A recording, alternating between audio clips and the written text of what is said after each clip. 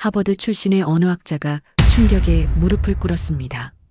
세계 22개 국어를 구사하는 천재 언어학자, 하버드 박사과정의 엘리트가 단 3일 만에 자신의 학문을 부정하게 된 이유는 바로 한글의 위대함이었습니다.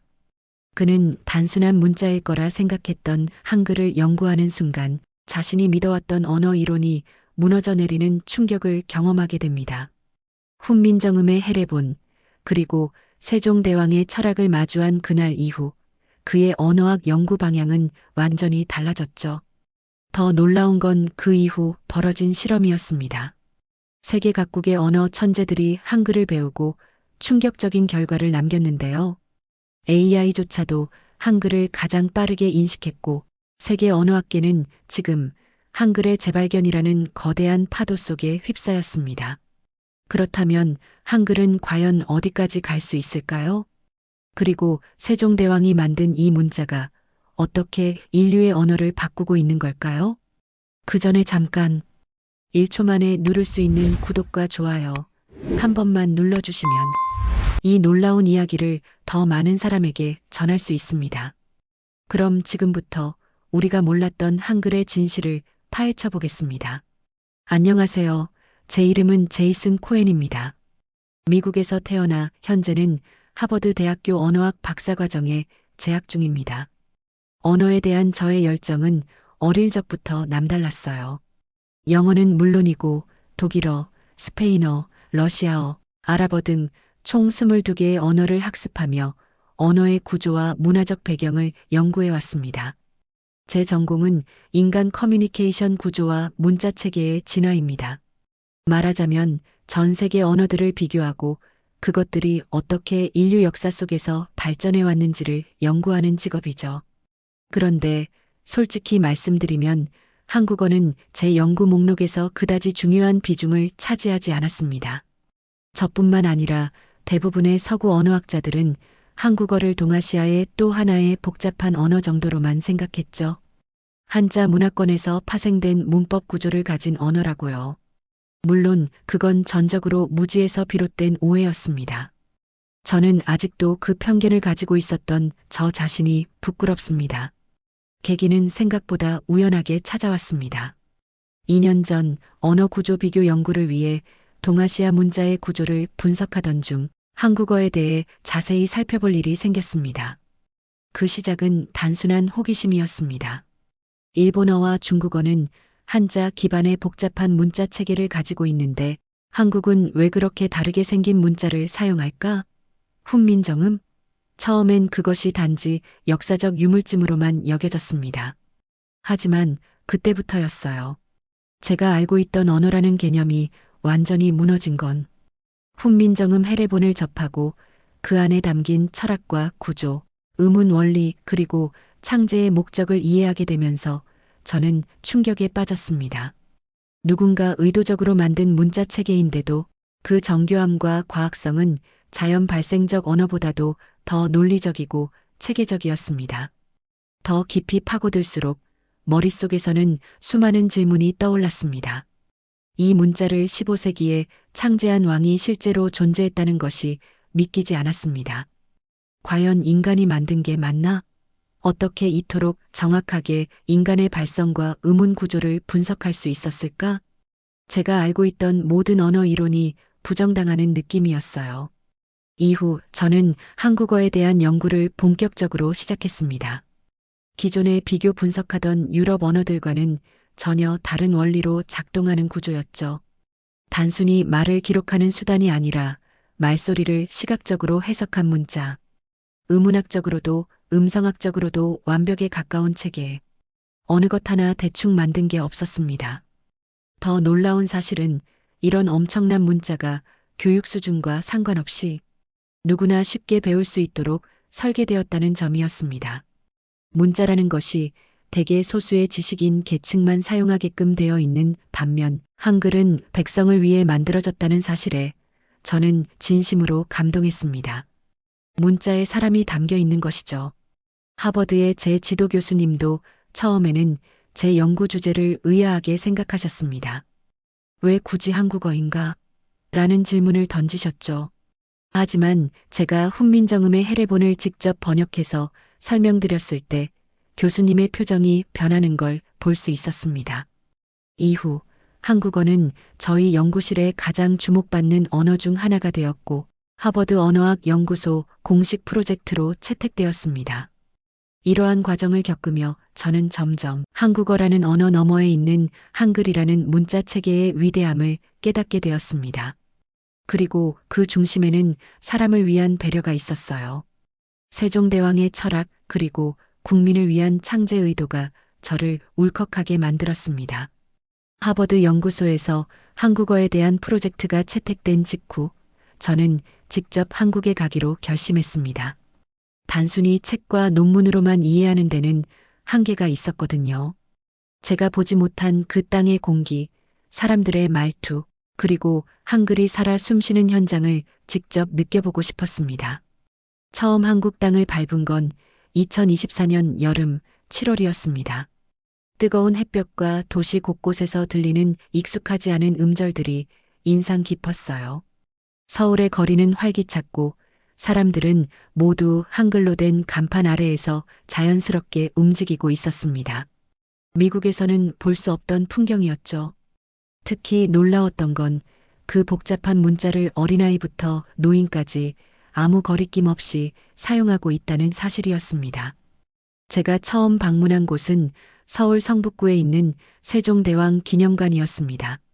훈민정음의 창제 원리와 철학이 잘 정리된 이곳은 한국어의 뿌리를 체험하기에 가장 적합한 장소였죠. 그곳에서 만난 한 안내자분께서 이런 말을 해주셨습니다. 한글은 단지 글자가 아닙니다.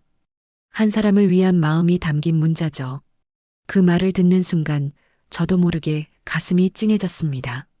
지금껏 제가 배운 수많은 언어들은 대개 권력자들이 자신의 기록을 남기기 위해 만든 문자였어요. 하지만 한글은 그 반대였습니다. 글을 모르는 백성들을 위해 왕이 밤을 새워 만든 문자라니 어쩌면 세상에서 가장 인간적인 문자일지도 모른다는 생각이 들었어요. 기념관 한쪽에는 훈민정음 해례본의 복제본이 전시되어 있었습니다. 거기 적힌 사람마다 배우기 쉽도록 하였다는 문장은 저에게 큰 울림을 주었어요. 언어학자로서가 아니라 한 사람의 인간으로서 존경심을 느꼈습니다. 며칠 뒤 저는 한국의 여러 대학을 방문하게 되었고 그중 서울대학교 언어학과에서 열린 국제 세미나에 초청받게 되었습니다. 이 세미나는 인공지능 시대의 문자체계라는 주제로 전 세계에서 모인 학자들이 각국의 문자 시스템과 인공지능 기술의 연계 가능성에 대해 논의하는 자리였죠. 그 자리에서 한국 측 발표자가 말한 내용은 지금도 기억에 남습니다. 한글은 이미 디지털 시대에 최적화된 문자입니다. 발음과 철자 사이의 일관성이 뛰어나 기계 학습에 매우 유리합니다. 인공지능이 가장 먼저 완벽하게 인식한 문자가 바로 한글입니다. 그 순간 세미나장 안이 술렁였습니다. 특히 영어권 학자들이 깜짝 놀라는 모습을 보며 저 역시 다시금 충격을 받았죠. 실제로 알파벳은 그 발음과 철자 사이의 불일치로 인해 AI 학습에 있어 많은 오류를 발생시킵니다. 예컨대 도, 수루, 터프 같은 단어들 말이죠. 반면 한글은 음소 하나에 자모 하나가 정확히 대응되기 때문에 기계가 읽고 이해하는데 훨씬 효율적입니다. 그날 이후 저는 한국어를 옛 문자가 아니라 미래 언어로 다시 보기 시작했습니다. AI와 기계 번역 기술이 발전함에 따라 전 세계는 더 이상 알파벳 중심의 언어에만 의존할 수 없게 되었습니다. 효율성과 논리성, 교육 가능성을 두루 갖춘 문자 체계가 필요해졌고 그 정답은 이미 15세기 조선에서 제시된 셈이죠. 한국 방문을 통해 한 가지 더 인상 깊었던 건 국민들이 자신의 언어에 대해 갖고 있는 자부심이었습니다. 지하철 안내방송에서 또박또박 들리는 한국어, 카페에서 나누는 자연스러운 대화, 그리고 길거리 곳곳에 적힌 한글 간판들. 모두가 이 언어를 자연스럽게 사용하고 있었고 한글은 더 이상 지식인의 언어가 아닌 모두의 언어였습니다. 그때 저는 깨달았습니다. 세종대왕은 문자만을 창제한 것이 아니었습니다. 그는 사람들의 삶 자체를 바꿔놓은 거죠. 문자를 통해 소통할 수 있게 하고, 기록할 수 있게 하고, 자신을 표현할 수 있게 해주었습니다. 그것이 진정한 민주주의의 시작 아닐까요? 이후 저는 서울에서 여러 도서관과 국립한글박물관을 돌아다니며 연구 자료를 수집했고, 미국으로 돌아가기 전 한 가지 결심을 하게 되었습니다. 제 연구의 중심축을 한글로 옮기기로요. 더 이상 부끄러운 편견 속에 갇혀 있을 수는 없었습니다. 한국어는 단순한 언어가 아니라 하나의 문화이자 철학이었습니다. 한국에서 돌아온 직후 저는 하버드 언어학 연구소에 복귀하자마자 연구소장님과 회의를 가졌습니다. 한국어와 한글의 구조가 얼마나 독창적이고 과학적인지를 설명드렸죠. 다소 긴 설명이었지만 연구소장님은 예상외로 진지하게 들으셨고 마지막엔 이렇게 말씀하셨습니다. 그렇다면 그걸 증명해보자. 실험으로. 이 말을 계기로 저희는 곧바로 프로젝트를 기획했습니다. 이름하여 한글 실험 프로젝트. 목적은 단순했습니다. 세계 각국에서 온 언어학 전공 박사과정 학생들에게 한글을 직접 가르쳐 보는 것이었습니다. 얼마나 빠르게 배우는지, 얼마나 정확히 발음을 구현할 수 있는지, 그리고 기존 문자와 비교해 얼마나 효율적인지 체계적으로 검증하는 것이 목표였죠. 실험 대상은 총 12명, 모두 하버드 및 MIT, 옥스퍼드, 도쿄대, 베를린 훔볼트 대학교 등에서 초청된 언어학 박사과정 학생들이었습니다. 이들은 대부분 5개 국어 이상을 구사하는 언어 천재들이었고 문자 구조에 대한 이해도도 뛰어났습니다. 실험은 공정성을 위해 참가자들이 한글에 대해 사전 지식이 거의 없는 상태로 진행되었습니다. 첫 번째 단계는 단순한 자음과 모음을 배우는 과정이었습니다. 저는 세종대왕의 창제 원리대로 발음기관의 모양과 원리를 설명하며 자음 기억, 니은, 디귿부터 하나씩 가르치기 시작했습니다. 참가자들의 반응은 처음엔 다소 의아했지만 이내 눈빛이 변했습니다. 이건 음소가 아니야, 그림이야. 혀의 위치와 목구멍의 압력까지 문자가 반영되다니 믿을 수 없어. 이건 구조적 혁명이야. 두 번째 단계에서는 모음 체계의 원리를 설명했죠. 하늘, 땅의, 사람이을 기본으로 한 삼재 철학.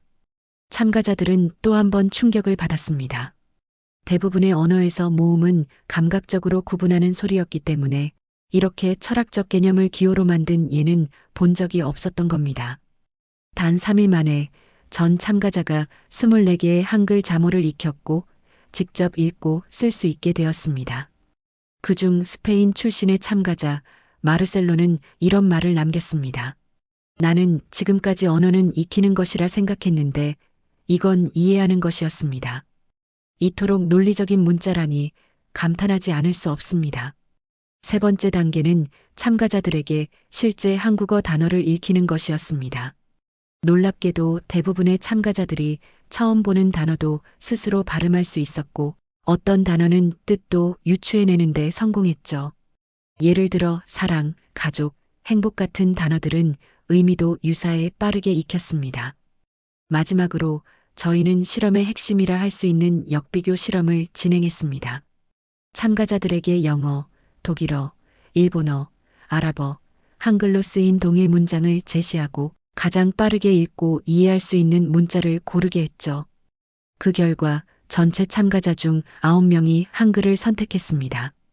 단순히 익힌 속도만이 아니라 글자의 형태가 주는 직관성 때문이라는 설명이 뒤따랐습니다. 이 문자는 패턴이 있어요. 처음 보는 단어도 구조를 보면 읽는 방법을 추론할 수 있죠. 일본어나 아랍어는 외워야 하지만 한글은 보는 것만으로도 알 수 있어요.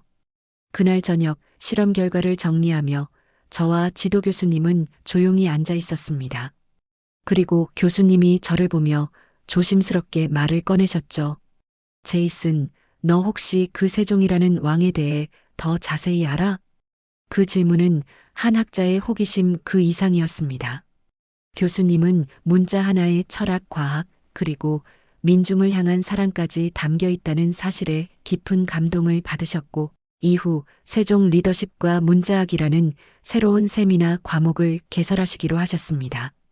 이 프로젝트는 곧 하버드 공식 리서치 리포트로 채택되었고 세계 언어학계에 공개되며 큰 반향을 일으켰습니다. 특히 유럽 언어 중심의 언어학계에서 비서구 문자로서 한글이 이토록 과학적이고 체계적인 평가를 받은 건 이례적인 일이었습니다. 며칠 후 연구소 게시판에는 이런 문장이 적혔습니다. 우리는 이제 인류가 만든 가장 아름다운 문자 중 하나를 새롭게 바라봐야 할 때다. 그 이름은 한글이다. 이 실험을 통해 저는 확신하게 되었습니다. 한글은 과거의 문자도 단지 한국인의 언어도 아닙니다. 전 인류가 참고하고 배워야 할 언어의 미래입니다. 한글 실험 프로젝트의 결과가 하버드 공식 리포트로 채택된 지 불과 일주일 만에 예상치 못한 반응이 쏟아지기 시작했습니다. 처음에는 학계 내부에서만 조용히 회람되던 리포트였지만 어느 언어학자가 자신의 SNS의 내용을 공유하면서 전 세계 언론이 주목하기 시작한 겁니다. 처음 이 소식을 보도한 건 유럽의 언어 전문 매체 링구이스티카 유로퍼였습니다.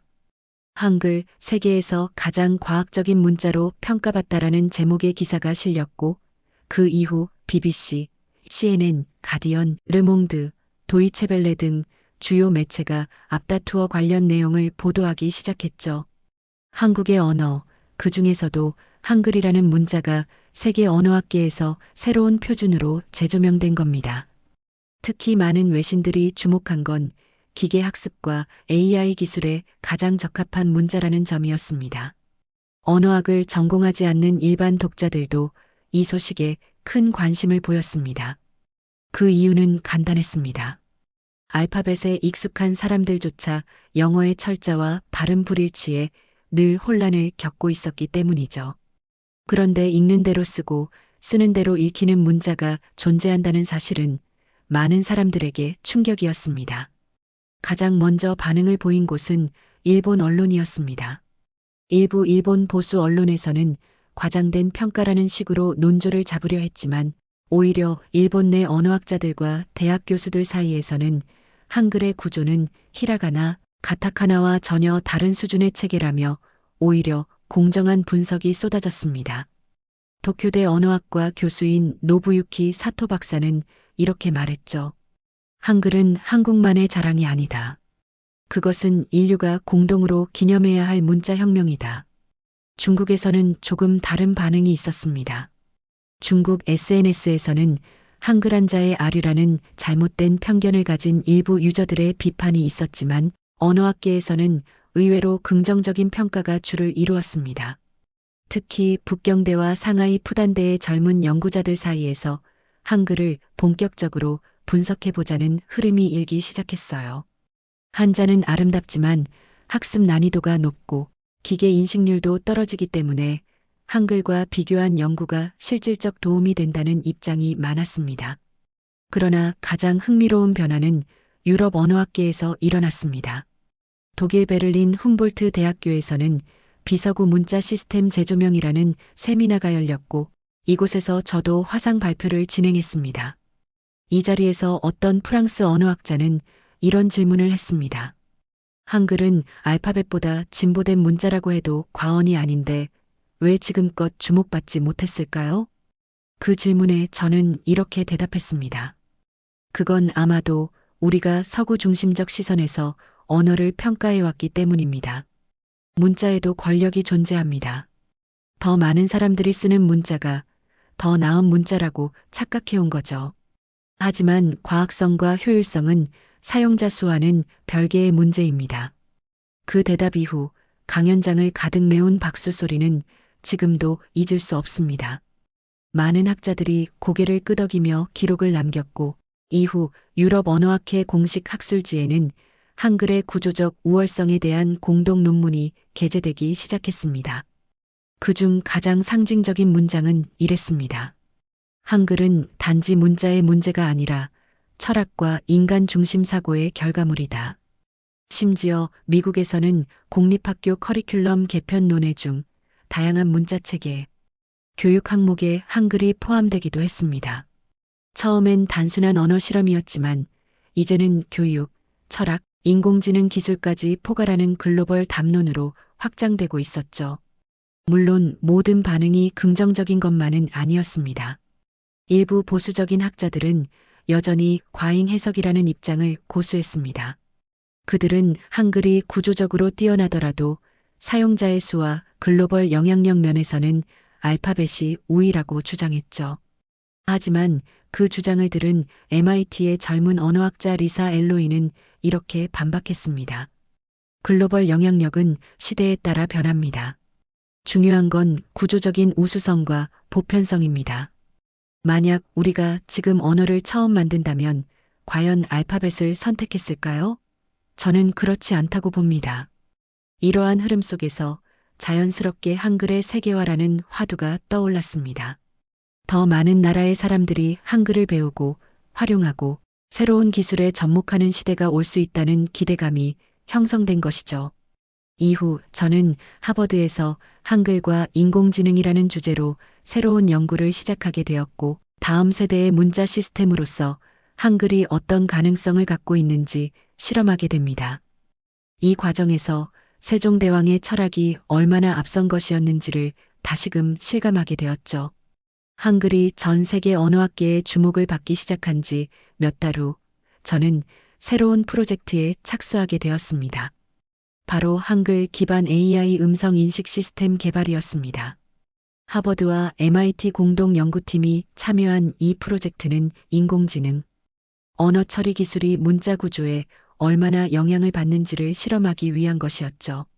기존에도 AI 언어 처리 연구는 활발하게 진행되고 있었지만 대부분의 모델은 알파벳 기반 언어, 특히 영어를 중심으로 설계되어 있었습니다. 문제는 이 알파벳 시스템이 구조적으로 비효율적이라는 점이었어요.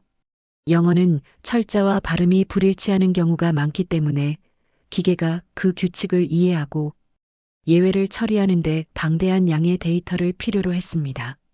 그에 비해 한글은 달랐습니다. 제가 한국에서 연구한 바에 따르면 한글은 문자와 의문의 11대응 구조로 인해 AI가 학습하기에 훨씬 적은 양의 데이터로도 높은 정확도를 달성할 수 있었습니다. 이 가설을 실제로 증명해 보기 위해 저희 팀은 영어, 스페인어, 중국어, 그리고 한국어 총 4개 언어를 동일 조건 하에 AI 모델에 학습시켰습니다. 그 결과는 정말로 충격적이었습니다. 한글 기반 모델이 가장 빠른 속도로 학습을 마쳤고, 테스트 문장을 음성으로 인식하고 문자로 변환하는 정확도에서도 다른 언어보다 최소 15% 이상 높은 결과를 보여주었죠.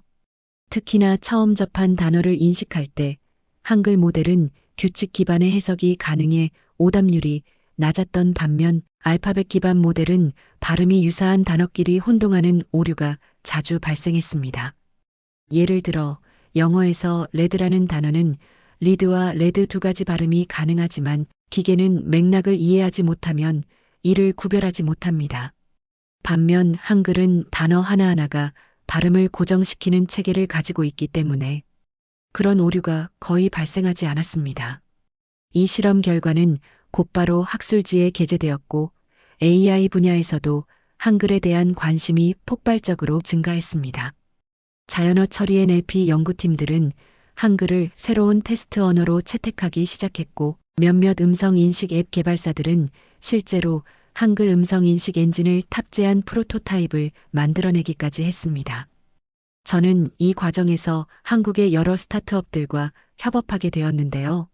그중 한 기업은 AI 교육 도우미를 개발하고 있었습니다. 어린이들에게 발음 교정을 해주는 프로그램인데 한글 기반으로 설계하자 영어보다 훨씬 빠르게 성과가 나왔다는 보고를 받았죠. 이유는 간단했습니다. 한글의 의문 논리가 너무나도 명확했기 때문에 AI가 아이들의 발음을 빠르게 분석하고 교정 방향을 정확히 제시할 수 있었던 것입니다. 한글은 그 자체로 디지털 친화적인 문자였어요. 그것은 단순히 과거의 유산이 아니라 AI 시대에 가장 적합한 문자체계라는 것을 의미했습니다. 그런데 이쯤에서 많은 학자들이 질문을 던지기 시작했습니다. 이런 위대한 문자가 왜 지금껏 글로벌 스탠다드가 되지 못했는가? 저도 똑같은 고민을 했습니다. 그리고 결국 그것은 한글의 문제가 아니라 세계의 편견이라는 결론에 도달했습니다. 한글은 단 한 번도 글로벌 무대에서 자신을 드러내 본 적이 없었습니다. 한국어가 그저 지역 언어로만 여겨지고 한글이 문화적 상징물로만 소비되었기 때문에 세계는 그 진정한 가치를 알지 못했던 거죠. 하지만 이제는 다릅니다. 기술이 진실을 드러내기 시작했고 과학이 한글의 가치를 말해주고 있습니다. 저는 이 시점에서 세종대왕이라는 인물을 다시 떠올리게 됩니다. 인공지능, 디지털 문자, 음성인식 어떤 것도 존재하지 않던 15세기, 그는 어떻게 이런 놀라운 체계를 창조할 수 있었을까요? 단지 천재였던 걸까요? 저는 그렇게 생각하지 않습니다. 그는 단지 똑똑한 왕이 아니라 백성을 사랑한 리더였기 때문에 가능했다고 믿습니다. 사람이 중심이 되는 문자, 누구나 읽고 쓸 수 있는 문자, 그리고 시대를 앞선 구조. 세종은 과학자이자 철학자였으며 동시에 위대한 교육자였습니다. 이제 세계는 이 사람을 위한 문자에 주목하기 시작했습니다. 한글은 AI 시대에 인간과 기계가 가장 자연스럽게 소통할 수 있는 문자가 될 수 있습니다. 그리고 저는 이 가능성이 단지 기술적인 혁신을 넘어 인류 커뮤니케이션 방식 자체를 바꿔놓을 수 있다고 믿습니다. 한글이 AI 시대에 최적화된 문자라는 것이 입증된 후 저는 또 다른 분야로 눈을 돌리게 되었습니다. 바로 유아아동 교육입니다. 언어라는 것은 단순히 정보를 전달하는 수단이 아니라 사고력과 인지력을 형성하는데 핵심적인 역할을 하죠. 그런데 한글이 가진 구조적 특성이 어린이들에게 얼마나 강력한 학습 도구가 될 수 있는지를 저는 직접 확인하게 됩니다. 처음 계기가 된 건 한국의 한 교육 스타트업에서 저희 연구소에 보낸 제안서였습니다. 이들은 한국어가 모국어가 아닌 외국인 아이들에게 한글을 가르쳐주는 온라인 교육 플랫폼을 운영하고 있었는데 흥미로운 데이터를 보여주었죠. 5세부터 9세 사이의 다국적 아이들이 평균 2주 이내에 한글을 읽고 쓰는데 성공했다는 겁니다. 더 놀라운 건 이 아이들이 한글을 익힌 후 모국어 학습 속도도 더 빨라졌다는 것이었습니다. 즉, 한글을 먼저 익히고 나서 영어, 스페인어 등의 언어 구조를 더 쉽게 이해하게 된 사례들이 나타난 겁니다. 왜 이런 현상이 발생했을까요? 이유는 한글이 언어의 기초 개념을 보여주는 문자이기 때문입니다. 한글의 자음과 모음은 그 자체가 소리의 발음기관을 시각화한 기호입니다. 예를 들어 기역은 목구멍의 모양을, 미음은 입술에 닫힌 형태를 본떠 만들었죠. 아이들이 한글을 배운다는 건 단순한 문자를 외우는 것이 아니라 소리와 발음, 글자 사이의 관계를 이해하는 것입니다. 저는 이 데이터를 바탕으로 직접 글로벌 실험을 기획하게 됩니다. 하버드 연구소의 지원 아래 미국, 독일, 베트남, 케냐, 브라질 등 총 5개국 초등학교와 협업해 한글 교육 파일럿 프로그램을 실행했죠. 각국에서 6세 아동 30명씩을 모집하고 동일한 커리큘럼으로 4주간 한글 기초 교육을 진행했습니다. 결과는 가히 충격적이었습니다. 전 참가자 중 93%가 4주 내에 자신의 이름을 한글로 쓰고 기본적인 단어를 읽는데 성공했어요. 또 수업 이후 집중력 테스트와 언어 추론 능력 테스트에서도 학습 전보다 평균 17% 이상의 향상이 나타났습니다. 가장 인상 깊었던 건 케냐 나이로비에 있는 한 초등학교에서의 실험이었습니다. 언어 자원이 부족하고 문자 교육이 충분히 이루어지지 못하는 환경에서 자란 아이들이었는데 한글을 접한 이후 교사들은 공통적으로 이런 반응을 보였습니다. 이 아이들이 처음으로 글자를 이해하고 있습니다. 그냥 따라 쓰는 게 아니라 소리가 어떻게 글이 되는지를 깨닫고 있어요. 이 실험은 언론에까지 보도되었고 한글 교육 혁명이라는 새로운 논의가 시작되었습니다. 일부 교육 심리학자들은 한글이 갖는 인지구조의 단순성과 규칙성이 특히 언어 발달이 느린 아동에게 큰 도움을 줄 수 있다고 분석했습니다. 난독증, 언어지체 등의 문제를 가진 아동들이 기존 문자에 비해 훨씬 빠르게 글을 익히는 사례도 등장했죠. 그 과정에서 저는 중요한 사실을 하나 깨닫게 되었습니다. 한글은 단순히 한국어를 쓰기 위한 문자가 아닙니다. 세상의 모든 소리를 담을 수 있는 언어의 뼈대이자 교육적 도구였습니다. 실제로 해외 일부 언어학자들은 한글을 영어학습에 도입하는 실험을 하고 있는데 영어 발음을 한글로 표기한 다음 학습시키면 발음 교정이 훨씬 빨라진다고 보고하고 있습니다. 또한 아이들이 처음으로 한글을 배웠을 때 보이는 반응도 정말 인상 깊었습니다. 선생님, 이 글자는 입 모양 같아요. 이 글자랑 이 글자 섞으니까 가가 되네. 이 반응에서 저는 세종대왕이 말한 사람마다 배우기 쉽도록 했다는 철학이 지금 이 시대의 아이들에게도 통하고 있다는 걸 실감했어요. 수백 년을 뛰어넘어 인간 중심의 교육이 그대로 전해지고 있는 셈이죠. 이후 유네스코에서도 이 사례에 주목하게 되었고, 저희는 아프리카 일부 국가에서 공식적으로 한글 기초 교육 프로그램을 시범 운영하게 됩니다. 이는 문자 보급률이 낮은 지역에서 한글을 도입함으로써 아이들이 빠르게 문해력을 갖추도록 돕는 글로벌 프로젝트였습니다. 지금 이 순간에도 어딘가에서는 한글이 세상의 첫 문자로서 한 아이의 손에 들려지고 있을지도 모릅니다. 저는 그것이 너무나 감동적이고 또 자랑스럽습니다. 세종대왕이 그토록 원했던 모두를 위한 문자가 진짜로 전 인류의 아이들을 위한 희망이 되고 있으니까요. 한글의 과학성과 교육적 효과, AI 시대에 적합한 문자라는 사실이 세계적으로 알려지자 그 반대편에서는 의도적 왜곡과 근거 없는 논란도 동시에 고개를 들기 시작했습니다. 특히 일부 학자나 언론 매체들이 제기한 의혹들은 그 내용의 허술함에도 불구하고 마치 양쪽 의견이 있는 것처럼 받아들여지며 혼란을 일으키곤 했습니다. 가장 흔한 주장은 이렇습니다. 한글은 세종대왕이 창제한 것이 아니라 고대 중국 문자에서 유래한 것이라는 이야기, 또는 불교 문자 혹은 몽골 문자의 영향을 받았다는 식의 가설이죠. 실제로 몇몇 중국 언론에서는 훈민정음의 구조가 한자의 의문체계와 유사하다는 근거 없는 기사를 내보내기도 했습니다. 심지어 SNS에서는 한글은 독창적이지 않다는 낡은 주장이 또다시 회자되기 시작했죠. 이런 주장을 처음 접했을 때 저는 말 그대로 어이가 없었습니다. 훈민정음 해례본을 직접 연구해 본 사람이라면 한글의 구조가 기존 문자들과 얼마나 완전히 다른지를 바로 알 수 있기 때문입니다. 기존의 문자는 대개 수천 년에 걸쳐 점진적으로 변화하고 자연 발생적으로 생겨났습니다. 반면 훈민정음은 창제자의 이름, 목적, 원리, 철학, 심지어 사용법까지 명확히 기록된 세계 유일의 문자입니다. 즉, 한글은 누가, 왜, 어떻게 만들었는지 전부 공개된 최초이자 유일한 문자라는 겁니다. 사실 이런 왜곡은 새로운 현상이 아닙니다.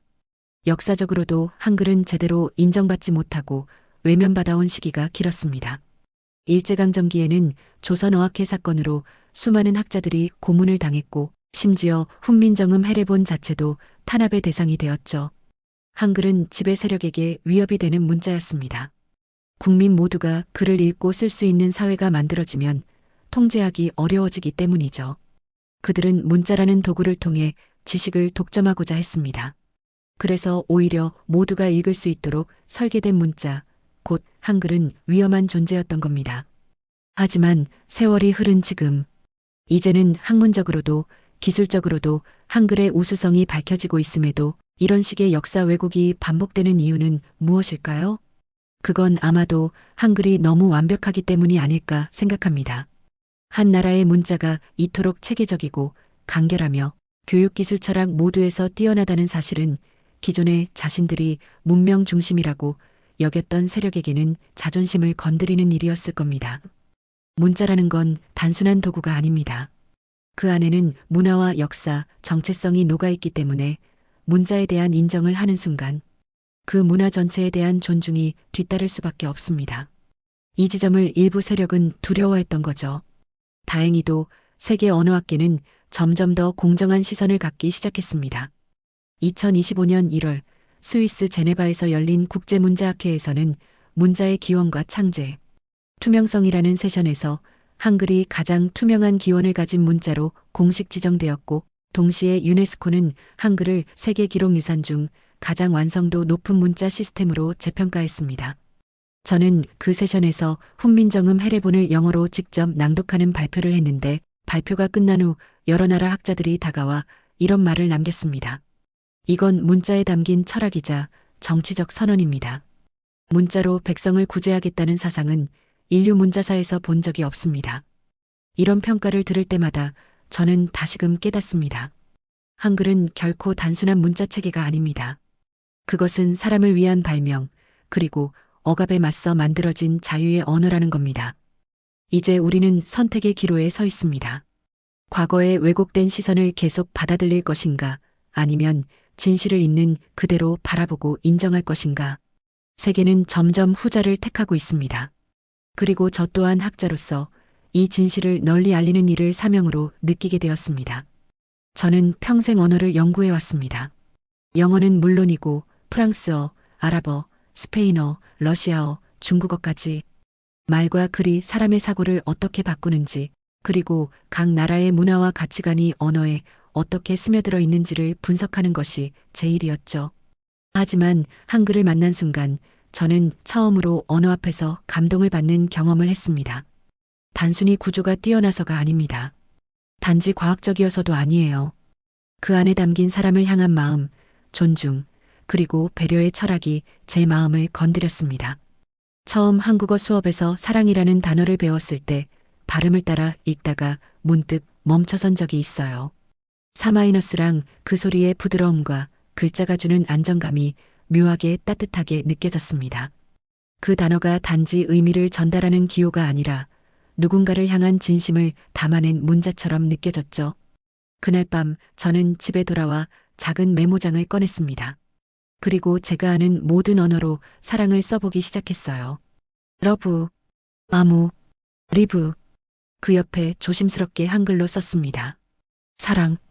그 글자를 한참 바라보았어요. 처음으로 어떤 언어가 눈으로 느껴지는 경험이었죠. 그리고 시간이 갈수록 한글을 배우는 제 방식도, 생각도, 일상도 조금씩 달라졌습니다. 예전엔 문법 규칙, 음운 변화, 형태소 분석 같은 것들만 신경 썼다면 이제는 글자 하나에도 감정이 들어가 있음을 느끼게 되었어요. 히읗 하나가 들어가는 것만으로 말의 어조가 부드러워지고 요로 끝나는 문장이 상대방을 배려하게 만드는 것. 이런 소소한 변화들이 저를 사람답게 만들어 주었습니다. 한글을 배우며 놀라웠던 또 하나는 적게 말해도 마음이 전해지는 구조였어요. 예를 들어 영어로는 Can you please call me for a second? 이라 해야 할 문장이 한국어에서는 잠깐만요 한마디로 끝납니다. 하지만 그 안에는 정중함, 기다림, 부탁, 배려라는 복합적인 정서가 담겨 있어요.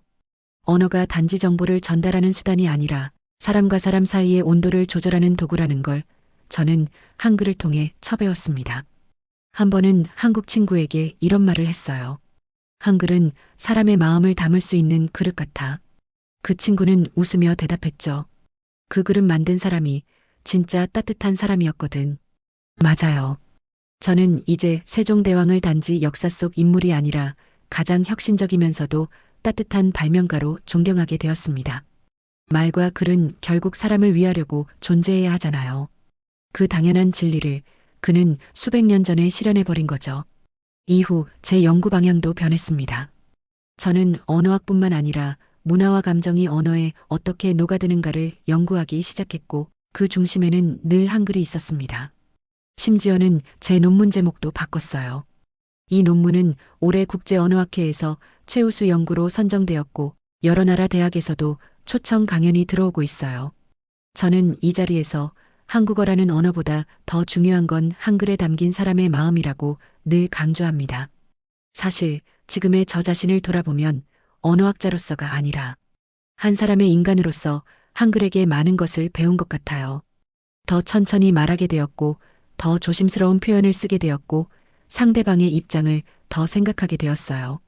그런 변화가 제 삶 전체를 바꿔놓았습니다. 요즘은 가끔씩 그냥 조용한 공간에서 한글을 써보곤 합니다.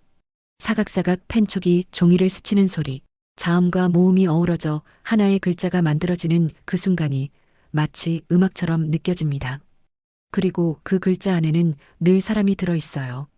그것이 제가 느낀 한글의 위대함입니다. 한글에 대한 저의 연구가 본격화되자 자연스럽게 세계 각지에서 온 언어학자 동료들과의 교류도 많아졌습니다. 그들은 저와 마찬가지로 언어에 깊은 애정을 가진 사람들이었고 대부분 세계국어 이상을 자유롭게 구사하며 다양한 문자 체계를 분석해왔죠. 그 중에서도 특히 기억에 남는 친구가 있어요. 이름은 사비나 로렌츠, 독일 출신의 언어 구조 전문가입니다. 그녀는 라틴어, 고대 그리스어, 산스크리트어까지 연구했던 고전 언어 전공자였고 문자 시스템의 역사적 진화에 대한 깊은 지식을 갖고 있었죠. 처음 제가 한글을 소개했을 때 그녀는 이런 반응을 보였습니다. 한국어는 흥미롭지만 고리버이고 비교적 최근 문자인데 구조적으로 그리 특별할까? 사비나는 흔히 말하는 서구 중심 언어학 사고에 익숙했던 인물이었습니다. 라틴어 알파벳 체계를 기준으로 삼고 다른 문자 체계는 그에 대한 변형이나 대안 정도로 인식하는 게 일반적인 시각이었죠. 하지만 한글 해례본의 자음 생성 원리를 설명해주고 기억이 혀의 뒷부분과 목구멍이 닿는 모양에서 왔다고 설명했을 때 그녀의 눈빛이 변했습니다. 이게 기호가 아니라 발음기관의 다이어그램이잖아. 이후 사비나는 한글에 몰입하기 시작했습니다. 그녀는 기존 연구를 멈추고 매일매일 한글 자모를 조합해 새로운 음운 구조를 분석했고 그 결과 한글은 문자이자 발음 기호 체계이며 동시에 소리의 철학이다라는 명제를 내놓게 됩니다. 몇 달 뒤 그녀는 독일에서 열린 한문자학 세미나에서 이런 발표를 했습니다. 우리가 연구해온 대부분의 문자는 시간이 지나며 무질서해졌습니다. 반면 한글은 창제 순간부터 완성형으로 존재했던 문자입니다. 처음부터 끝까지 설계된 유일한 문자입니다. 그 발표 이후 유럽 학계에서 한글에 대한 관심이 더욱 높아졌고 그녀는 독일어로 된 최초의 훈민정음 해설서를 집필하게 되었습니다. 책의 제목은 이렇게 시작됩니다. 더 맨시임 GEICHEN 글자 속의 인간. 또 다른 친구는 이집트 출신의 언어학자 아민 알라피입니다. 그는 아랍 문자와 히브리어의 문자적 기원을 추적하던 중 한글을 접하게 되었죠. 당시 그는 한글에 대해 이런 의문을 던졌습니다. 모음이 수직과 수평의 선으로만 표현된다는 게 가능한가요? 그런 단순한 구조로 모든 소리를 담아낼 수 있나요? 그는 한글의 삼재 원리 하늘, 땅을, 사람이을 처음 듣고는 굉장히 낯설어했습니다. 문자에 철학이 들어있다는 개념 자체가 생소했기 때문입니다. 하지만 실제로 그가 자모를 조합해 새로운 음절을 만들어보는 실습을 하던 중 이렇게 말하더군요.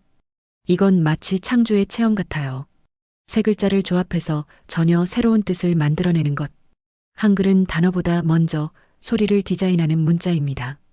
그 이후 아민은 중동 언어학회에서 한글의 구조를 응용한 아랍어 발음지도 시스템을 제안하기에 이릅니다. 그는 아랍어는 자음 중심 언어이지만 한글의 모음 결합 방식을 응용하면 더 나은 발음 교육이 가능하다고 했죠.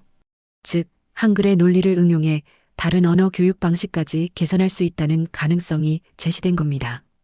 그리고 마지막으로 소개하고 싶은 친구는 남아프리카 공화국에서 온 조셉 음펀도 박사입니다. 그는 아프리카 토착 언어의 문자화에 평생을 바친 학자였는데 대부분의 토착어에는 문자 체계가 없거나 라틴 알파벳을 억지로 차용한 경우가 많았죠. 조셉은 한글을 접한 후 이런 선언을 했습니다. 이건 우리가 기다려온 문자입니다. 토착어의 발음을 가장 정확히 기록할 수 있는 체계는 한글입니다. 우리는 이걸 빌려 쓰는 것이 아니라 함께 나누는 걸로 봐야 해요.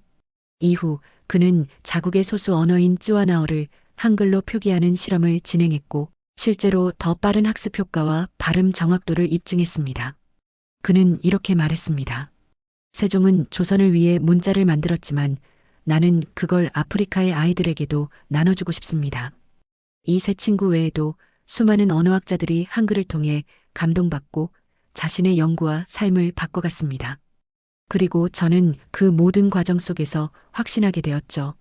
한글은 한국인의 문자이지만 그 철학은 인류를 위한 것이라는 거요. 그 안에는 경계가 없었습니다. 나라의 경계도, 인종의 구분도, 문화의 차이도 초월하는 보편적 가치가 들어 있었으니까요. 때로는 이런 생각을 해봅니다.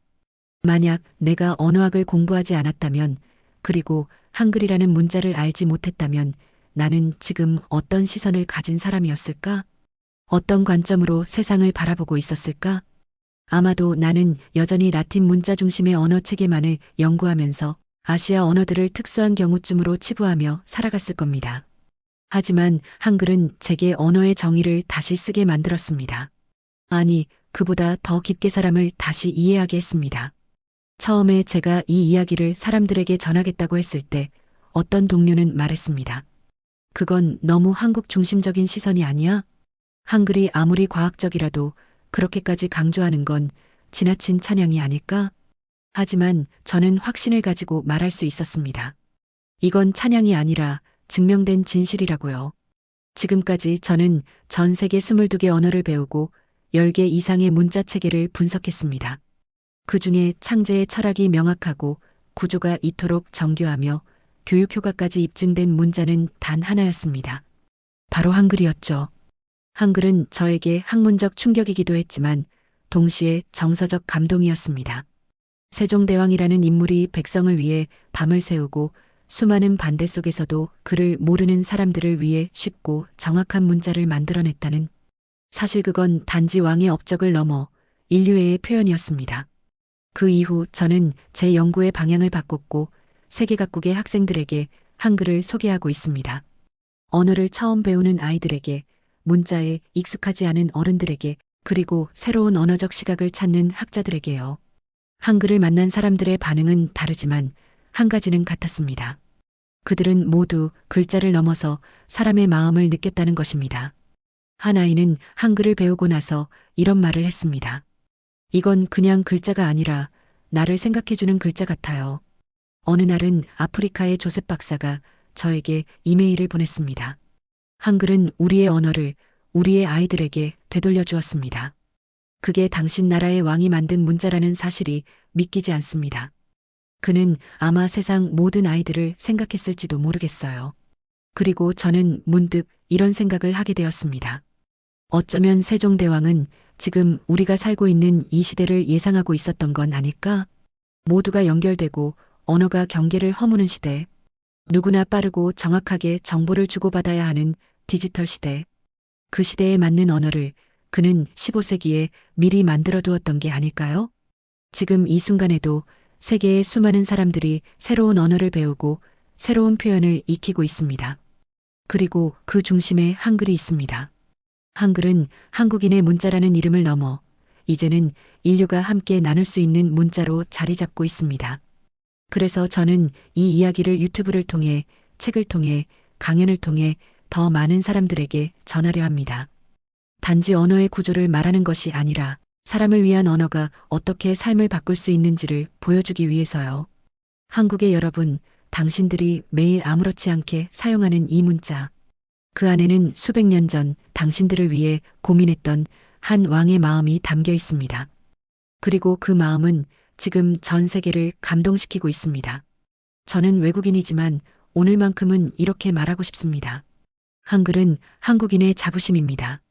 그리고 동시에 인류의 자산입니다. 감사합니다. 그리고 이 이야기를 끝까지 읽어주신 여러분께 진심을 담아 전합니다. 한글은 살아있는 기적입니다.